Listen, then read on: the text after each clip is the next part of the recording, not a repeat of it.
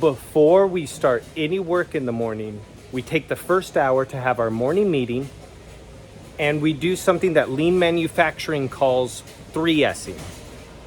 So what is 3S'ing, you ask? It's sweep, sort, and standardize.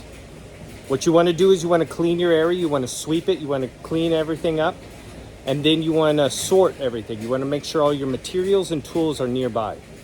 And then you want to create a standard moving forward. So what that got me thinking about is our slitter cutter creaser here.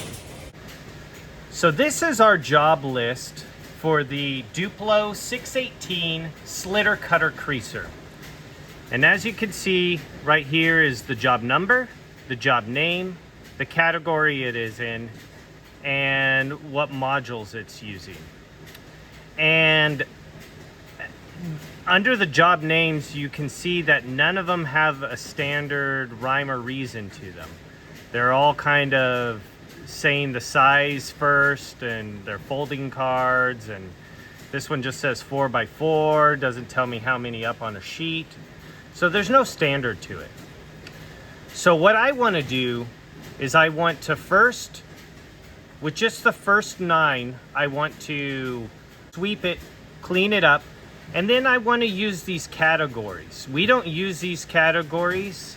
Every one of them is mostly category 1.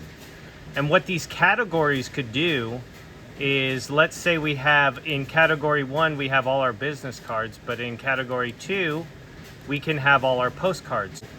It would be easier to find, so that would be the sort. And then I need to create a standard name or SKU number. And it might be the size of the job first, numbered up on how many number up on a sheet we can get, and the size sheet that we're using. And if it has a bleed or if we're doing a straight cut. But what I want to do with number 1 is I want to leave it as a custom. And the reason I want to leave it as a custom job is anytime you come here to create a brand new job and you go here to the wizard and you click on it, the very first number it prompts you to is number 1.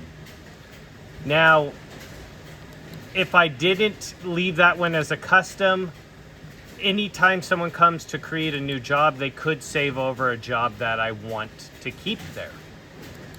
That's why I'm making business cards or standard business cards number 2. All right, so this is what I came up with using the 3S method: sweep, sort, and standardize. What I ended up doing is I cleaned up all of it, so I swept it all.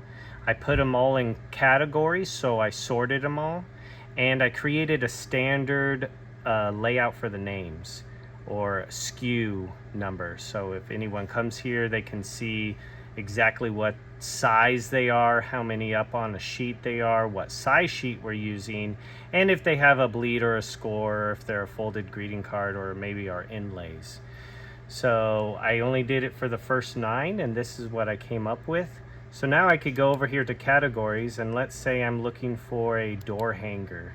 Door hanger would be category 4. So what I would have to do still is I would have to print out a little sheet so we can see what the different categories are. Unfortunately, I can't change the name of the categories.